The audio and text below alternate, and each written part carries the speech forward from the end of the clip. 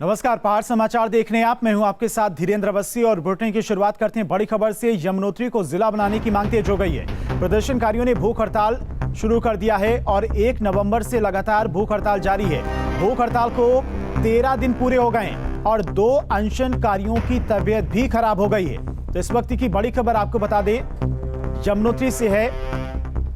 यमुनोत्री को अलग जिला बनाने की मांग को लेकर आंदोलन दिनों दिन तेज होता जा रहा है। एक तरफ जहां प्रदर्शनकारियों की भूख हड़ताल जारी है, तो वहीं अब प्रदर्शनकारी सड़क पर पदयात्रा निकालकर अपना आक्रोश जता रही हैं। मां यमुना की शीतकालीन प्रवास से चली 50 किलोमीटर पदयात्रा शनिवार को दूसरे दिन बटकोट पहुंच गई है। और आपको बता दें कि यमुनोत्री को अलग जिला बनाने की मांग को लेकर 1 नवंबर से भूख हड़ताल तहसील मुख्यालय बटकोट में की जा रही है, जो आज 13वें दिन भी जारी है। 2 अनशनकारियों की तबीयत बिगड़ने पर उन्हें पुलिस ने अस्पताल में भर्ती कराया है, जिसके बाद 4 अनशनकारी भूख हड़ताल पर अब तक डटे हुए हैं।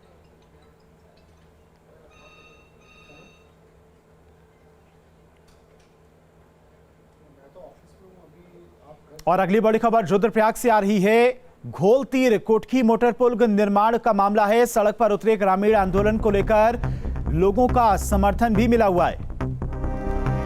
तो बड़ी खबर रुद्रप्रयाग से आपको बता रहे हैं, घोलतीर कोटकी मोटर मार्ग पुल का मामला है।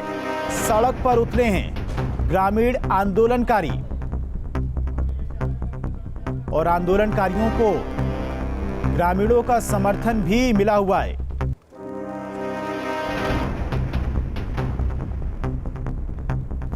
रुद्रप्रयाग के घोलतीर कोटकी मोटर पुल निर्माण कार्य शुरू कराने की मांग को लेकर आंदोलन लगातार जारी है। इधर प्रदेश में विधानसभा चुनाव होने हैं, ऐसे में अब ग्रामीणों ने अपनी मांगों को मनवाने के लिए आंदोलन को तेज कर दिया है। ग्रामीण अब सड़क पर उतरकर आंदोलन कर रहे हैं, धरना प्रदर्शन कर रहे हैं। तो वहीं सामाजिक कार्यकर्ता अनुदीप नेगी ने कोटकी में आमरण अनशन शुरू कर दिया है। उनका कहना है कि जब तक पुल निर्माण नहीं होता है, उनका आमरण अनशन जारी रहेगा। वहीं आंदोलन को समर्थन देने बड़ी संख्या में लोग पहुंच रहे हैं।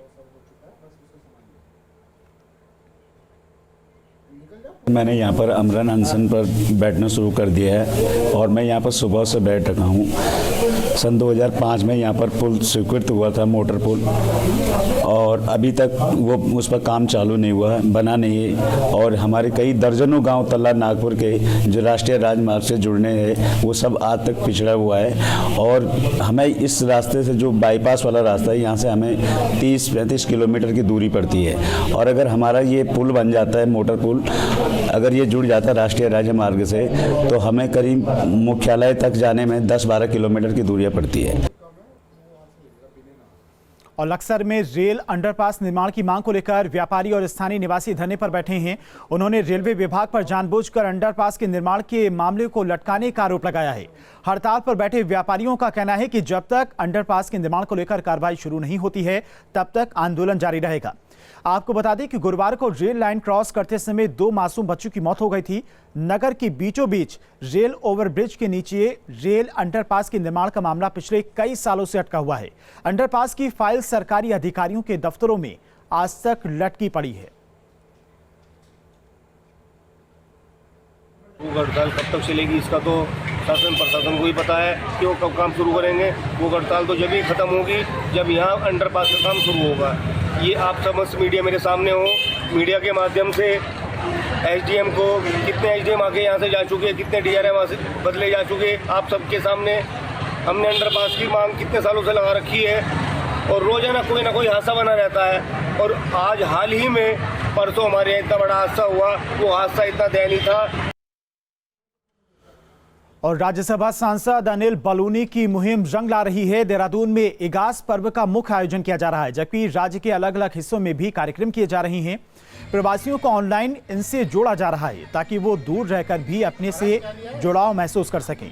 उत्तराखंड के लोक पर्वों त्योहारों से प्रवासियों को जोड़ने के उद्देश्य से राज्यसभा सदस्य अनिल बलूनी निरंतर प्रयास कर रही हैं और इसी क्रम में उन्होंने इगास में प्रवासियों को जोड़ने की मुहिम शुरू की है। 3 साल पहले अनिल बलूनी ने उत्तराखंड के लोक पर्व इगास को मनाने के लिए लोगों को प्रेरित किया था, जिसका नतीजा है कि अब 2 दिन पहले ही इस त्योहार को बड़े पैमाने पर जगह जगह मनाया जा रहा है। प्रदेश में 1 हफ्ते तक लगातार कार्यक्रम आयोजित हो रहे हैं, जिसके अंतर्गत लोग इगलास को बड़े ही हर्षोल्लास के साथ में मना रहे हैं।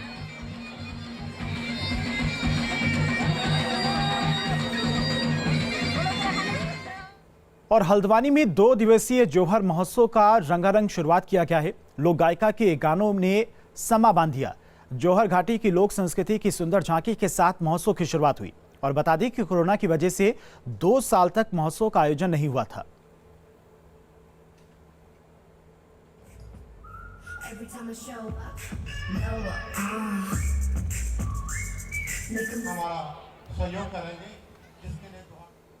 और मुख्यमंत्री पुष्कर सिंह धामी शनिवार को अपने पैतृक गांव हड़खोला पहुंचे, जहां पर उन्होंने अपने कुल देवता के मंदिर में सपरिवार पूजा अर्चना कर भगवान का आशीर्वाद दिया।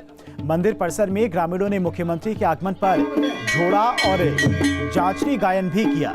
सीएम से मिलकर ग्रामीण बेहद उत्साहित दिखे। ग्रामीणों ने हड़खोला तक सड़क पहुंचाने के लिए मुख्यमंत्री पुष्कर सिंह धामी का आभार भी जताया।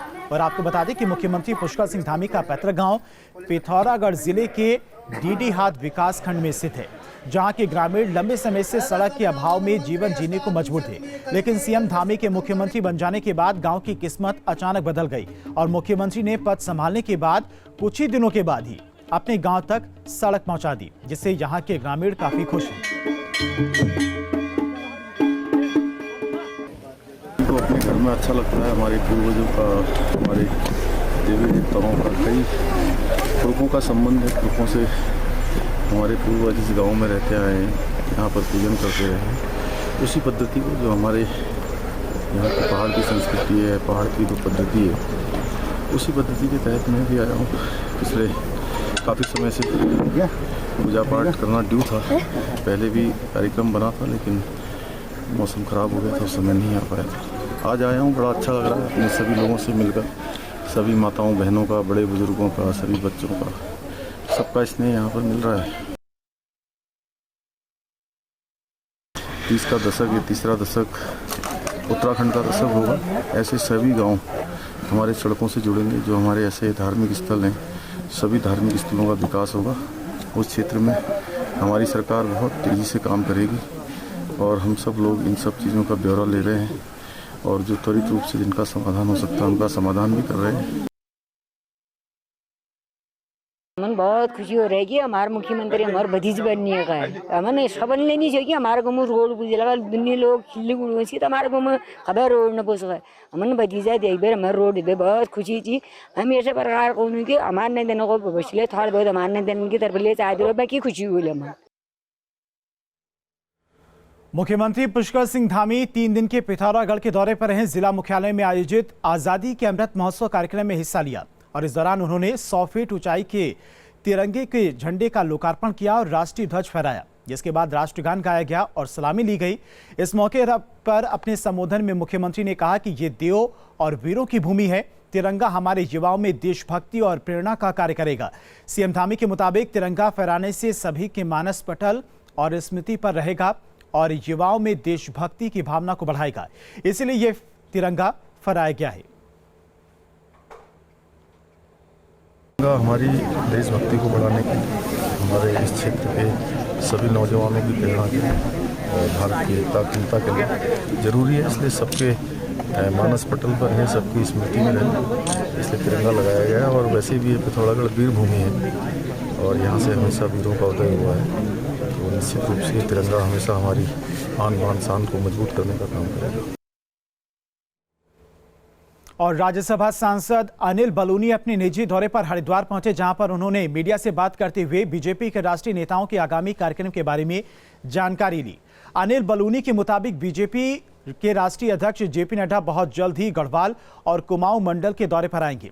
इसके अलावा पार्टी के दूसरे बड़े नेता भी उत्तराखंड पहुंचकर जनता से रूबरू होंगे। अनिल बलूनी का कहना है कि बतौर सांसद वे अपने काम से अभी संतुष्ट नहीं है, अभी उन्हें और अच्छे काम जनता के लिए करने हैं। अनिल बलूनी पूरी ताकत के साथ भारतीय जनता पार्टी की सरकार बने, उसके लिए पूरी ताकत के साथ लगेगा। और अनिल बलूनी राजनीतिक रूप से उत्तराखंड के अंदर भारतीय जनता पार्टी की सरकार बने, इसके लिए कृत संकल्प है। बाकी जो एक सांसद के रूप में 2024 तक का मेरा जो टेन्योर है उसको और अच्छा करना है। अभी मैं अपने सांसद के जो मेरा कार्यकाल है उससे मैं बहुत संतुष्ट नहीं हूँ, उसको और आगे करना है, उसको और बढ़ाना है। सर 2 सवाल। जेपी नड्डा जी गढ़वाल के भी और कुमाऊं के भी दोनों दौरे में इस बार भी हैं। इस बार वो चमोली में उनका कार्यक्रम है चमोली के देवाल में माननीय राष्ट्राध्यक्ष जी रहेंगे, उसके बाद अल्मोड़ा जाएंगे और रुद्रपुर जाएंगे। भारतीय जनता पार्टी के तमाम हमारे जो बड़े नेता हैं वे उत्तराखंड आने वाले हैं और आने वाले समय में उत्तराखंड की जनता के साथ रूबरू होने वाले हैं, उत्तराखंड की जनता के साथ आने वाले समय के अपने विजन को शेयर करने वाले हैं।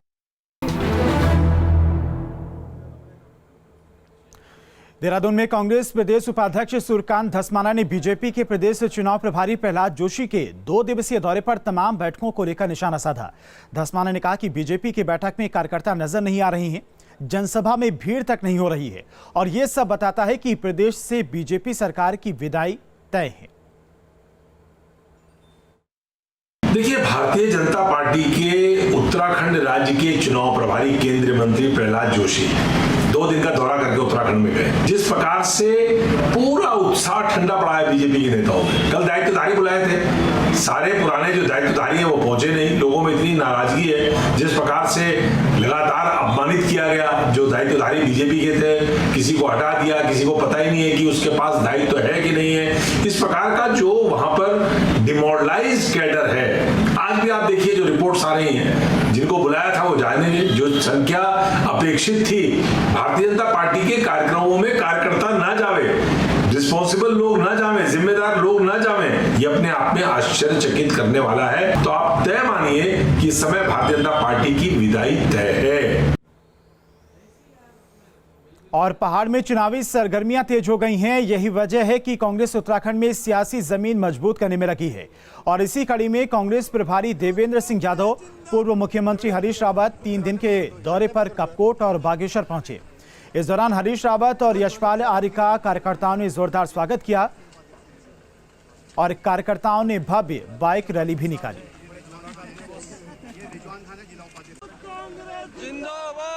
कांग्रेस पूरी तरीके से तैयार है। आज हमारे बूथ वर्कर पूरी तरीके से तैयारी पे लगे हुए हैं और लगातार हम उनकी ना सिर्फ ट्रेनिंग बल्कि उनको मोटिवेट करने के लिए उन तक पहुंचने का काम कर रहे हैं। आज हमारे अगले 2-3 दिन लगातार हमारे सभी जो सीनियर लीडर्स हैं वो गाँव में जाकर प्रवास करेंगे और वहाँ पर युवा चौपाल का आयोजन करेंगे, महिला चौपाल का आयोजन करेंगे और इलेक्टेड लोगों से मुलाकात करेंगे।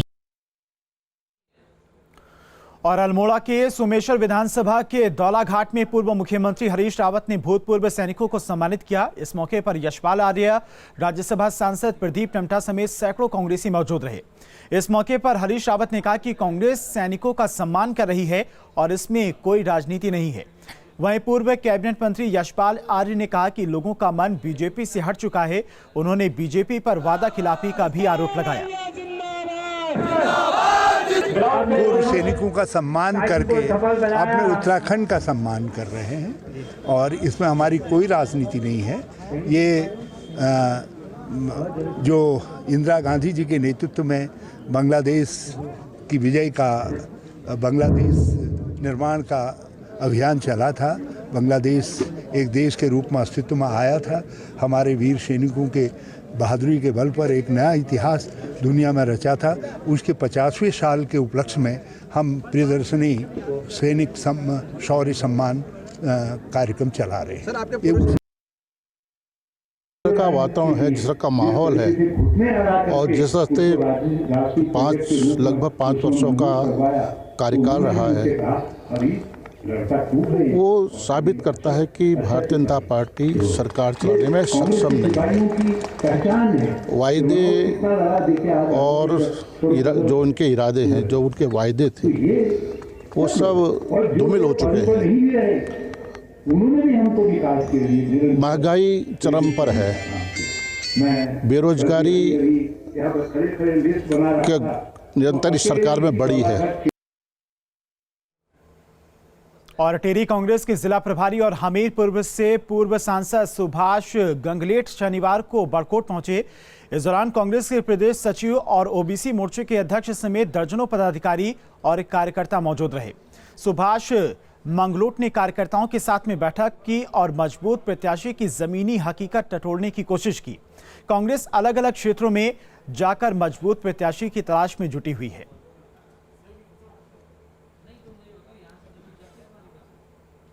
सब लोग एकजुट होकर के पार्टी का काम कर रहे हैं और जो भी पार्टी के बढ़िया